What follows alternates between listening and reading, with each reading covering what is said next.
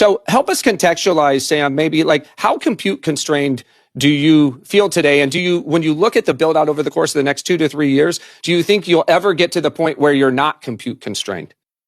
We talk about this question of, is there ever enough compute a lot? I think the answer is the best way to think about this is like a energy or something. You can talk about demand for energy at a certain price point, but you can't talk about demand for energy without talking about different demand at different price levels. If the price of compute per like unit of intelligence or however you want to think about it fell by a factor of 100 tomorrow, you would see usage go up by much more than 100. And there'd be a lot of things that people would love to do with that compute that just make no economic sense at the current cost, but there would be new kind of demand. So I think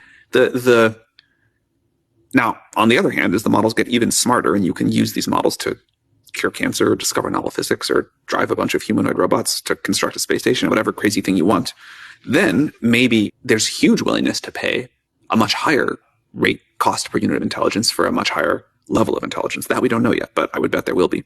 So I think when you talk about capacity, it's like a, cost per unit and, capability per unit. And you have to kind of, without those curves, it's sort of a made up number. It's not a super well specified problem. Yeah. I mean, I think the one thing that, Sam, you've talked about, which I think is the right way is to think about, is that if intelligence is what a log of compute, then you try and really make sure you keep getting efficient. And so that means the tokens per dollar per watt, and the economic value that the society gets out of it is what we should maximize and reduce the costs. And so that's where, if you sort of where like the Jevons paradox point is that, right, which is you keep reducing it, commoditizing in some sense intelligence, so that it becomes the real driver of GDP growth all around.